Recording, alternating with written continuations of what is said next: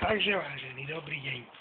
Takže to, čo my musíme tuto spraviť, my musíme vyhnať týchto hajzlov, vrátiť všetko späť do 89.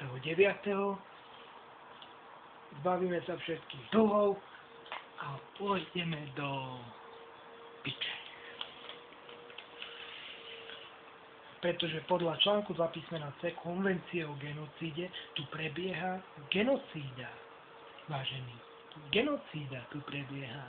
Vy kokoti, genocída. Tu už teraz nie, že cigáni budú padať na hubu. Tu teraz už bieli začínajú padať na hubu. To bieli už začínajú. Viete, tak je to. Vidíš ty, Irena Biháriová?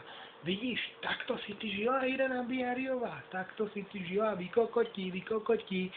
Pozrime, toto sme dosiahli za 23 rokov.